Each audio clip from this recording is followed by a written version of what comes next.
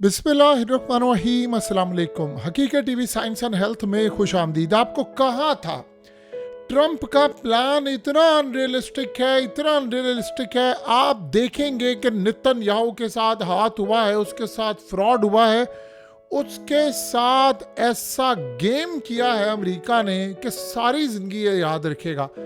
Donald Trump ने कहा कि गजा के लोग यहाँ से निकल जाएं, 20-22 लाख लोग, हमने यहाँ पर गजा को रीबिल्ड करना है, फलाना करना है, सब कुछ। बड़े गुस्से से कहा। और मज़े की बात देखिए कि उसने उसके बाद जॉर्डन को कहा, इजिप्ट को कहा कि भाई तुमने यहाँ पर इन लोगों को लेना है। सऊदी अरब ने कमाल काम किया, और सऊदी अरब ने उससे भी बढ़कर मजम्मत नहीं खाली की। सऊदी अरब ने अरब ममालिक की हंगामी मीटिंग तलब की है, और उस मीटिंग के अंदर अरब लीडर्स को इनवाइट किया। अब वहाँ क्या डिस्कशन ये है कि अल्टरनेट प्लान वो देने के लिए जा रहे हैं, जिस प्लान के तहत ट्रंप का प्लान मुकम्मल तौर पर काउंटर हो जाएगा।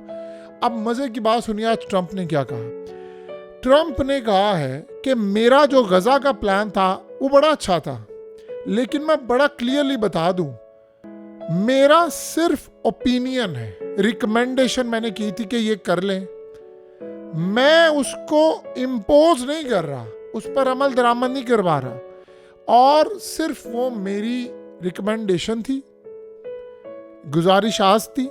मैंने सिर्फ आपको बताया है कि भाई ये भी एक प्लान है। मैं बहुत ज़्यादा शॉक हुआ हूँ, सरप्राइज हुआ हूँ कि जॉर्डन और इजिप्ट ने मेरे प्लान को माना ही नहीं है। वो तो बड़ा अच्छा प्लान था, हम उनको अरबों डॉलर्स देते हैं सालाना, लेकिन ना जॉर्डन ने माना ना मिस्र ने माना। उसने कहा कि अमेरिका गजा को ओन करेगा, हमास नहीं होगी, यानी हम इस तरह गजा को लेकर चलेंगे कि हमास यहाँ पर नहीं होगी। लेकिन मैं ये प्लान जो मैंने दिया था कि गजा के लोग यहाँ से निकल जाएंगे, मैं उसको इम्प्लीमेंट नहीं करवाऊंगा। ठीक है, मेरी रिकमेंडेशन थी, अगर नहीं होता तो मैं कोई जोर जबरदस्ती इस प्लान पर अमल दरामदी करवाऊंगा। इमेजिन करें, डोनाल्ड ट्रंप ने ये बात कह दी है, और उसके बाद नेतन्याहू ने कहा कि अच्छा हो गया ना हमारे साथ हाथ। आपको हकीकत टीवी ने कहा था कि देखिए होता क्या है, गेम समझिए जरा। हमास के साथ तो मामला हो गया था तय, और ये सीन ये हुआ था कि हमास ने गजा को दोबारा टेक ओवर नहीं करना। चाइना ने तो पहले ही डील करवा दी थी हमास की और फतेह की, यानी जो फ़लस्तीन अथॉरिटी है, और सारे ग्रुप्स को एक कर दिया था। और प्लान ये था कि गजा में हमास की गवर्नमेंट नहीं होगी, गजा में नेशनल गवर्नमेंट होगी। क्योंकि देखिए अब स्टेरियो यहाँ पर ये है कि इस वक्त गजा लुटने पुटने जा रहा है, और गजा को अगर बचाना है तो हमास को 2 कदम पीछे हटना पड़ेगा। हमास अगर वहाँ पर रहेगा तो जाहिर सी बात है, देखिए कोई पैसा नहीं देगा। उसकी रीज़न क्या है, देखिए ना सऊदी अरब, ना कोई अरब ममालिक, ना इस्लामिक कंट्रीज हमास की गवर्नमेंट को तस्लीम नहीं करते। इस वक्त गजा को अगर आपने रीबिल्ड करना है, गजा में कंस्ट्रक्शन करनी है, घर बनाना है, सब बनाना है, तो आपको वहाँ उस गवर्नमेंट के तहत ये सारा काम करना पड़ेगा जिसको दुनिया तस्लीम करती है। वो है महमूद अब्बास की गवर्नमेंट, फ़लस्तीन अथॉरिटी।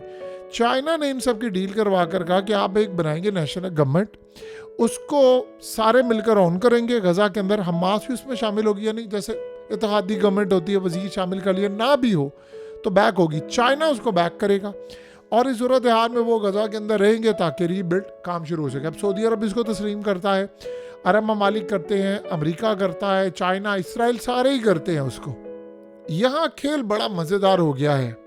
अब ट्रंप ने कह दिया है कि भाई मैं तो हमास को नहीं यहाँ पर रहने दूंगा, तो हमास को पहले ही उसने कह दिया है।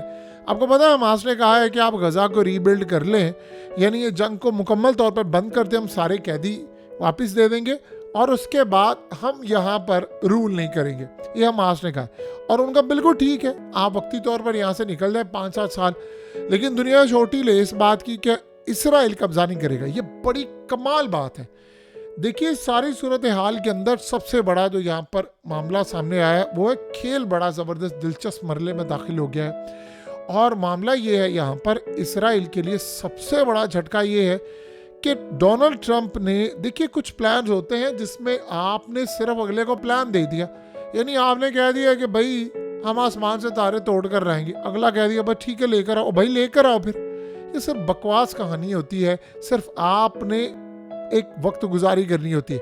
अब ट्रंप ने किया क्या, ट्रंप ने प्लान भी दे दिया, मिस्र को भी कह दिया, जॉर्डन को भी कह दिया। प्लान ही इतना अनरियलिस्टिक था, इतना नाकाबिले अमल था कि वो प्लान किसी सूरत कामयाब होना ही नहीं था। जब प्लान कामयाब ही नहीं होना था तो गेम तो होना था इनके साथ। अब इनको ये बात अच्छी तरह समझ आ गई है कि प्लान मुकम्मल तौर पर बर्बाद हो गया है, यानी इस प्लान में कोई चीज बाकी नहीं बची। अब नेतन्याहू ये देख रहा है कि ट्रंप ने मेरे साथ हाथ कर दिया है। देखिए, अब ये तो हो नहीं सकता कि आप अब फौजें भेजें, यानी इसका मतलब है कि अमेरिका फौज भी नहीं भेजेगा। ट्रंप ने जो कह दिया है कि भाई मैं तो प्लान पर अमल दरामद नहीं करवा रहा, मेरी तो सिर्फ रिकमेंडेशन थी, मेरी तो सिर्फ ओपिनियन था, तो अगर वो मानने को ही नहीं तैयार तो फिर हम क्या करें।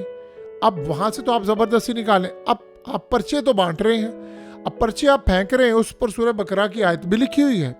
नीचे कहा है कि ट्रंप का ये प्लान था, आज तो ट्रंप बैकआउट कर गया है, व्हाट नेक्स्ट, अब क्या होगा।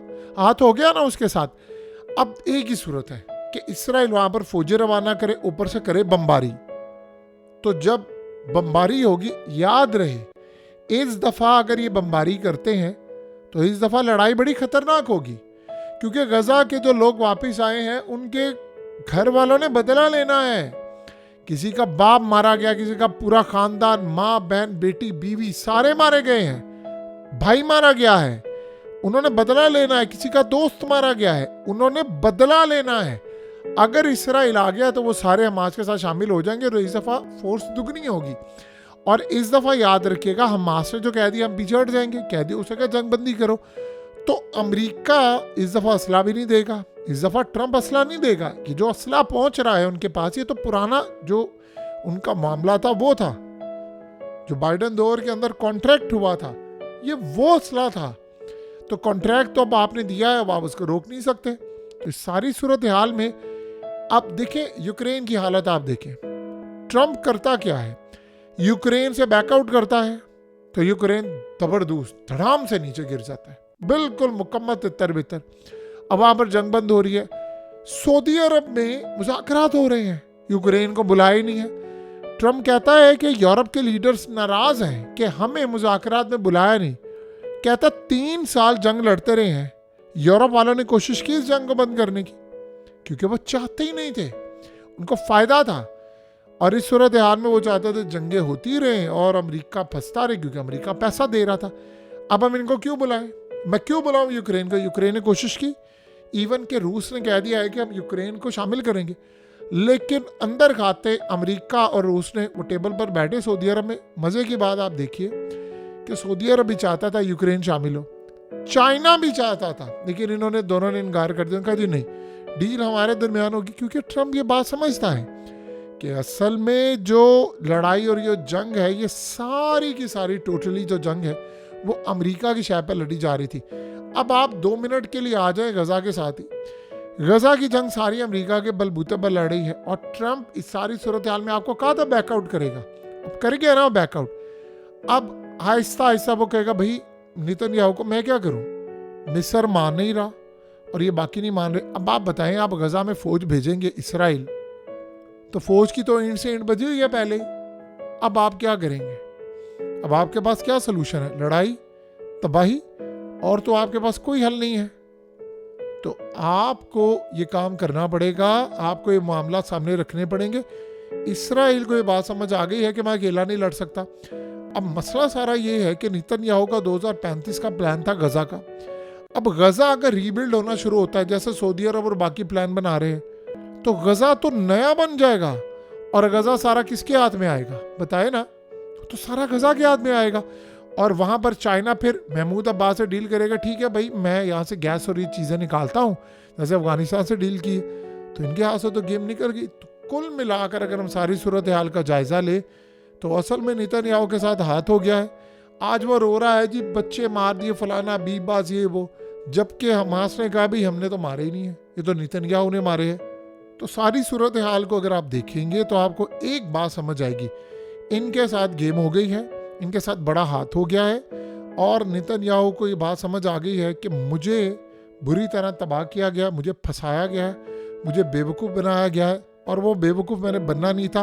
अब वो कोसेगा ट्रंप को। यूक्रेन जंग बंद हो रही है और रूस निकल के सामने आ रहा है, और रूस बहुत बड़ा सपोर्टर है हमास का, और वो इस तरह के मामलात का, और इस सारी सूरत हाल के अंदर चाइना भी बैक पर खड़ा है। तो बताएं अकेला और तनहा कौन हुआ है? अरब ममालिक भी साथ नहीं है, और इवन के मिडिल ईस्ट की कंट्रीज, देखिए मिस्र को, जॉर्डन को पता है अगर हमने इनको निकाल दिया अगला नंबर हमारा, तो वो बुनियाद ही नहीं रखना चाहते, और बड़ा ही कमाल काम हुआ है। हकीकत टीवी साइंस एंड हेल्थ की इस वीडियो के नीचे कमेंट ज़रूर कीजिए, अपनी राय का इजहार ज़रूर करें, और इस वीडियो को हर जगह शेयर करते हुए चैनल को सब्सक्राइब ज़रूर करें।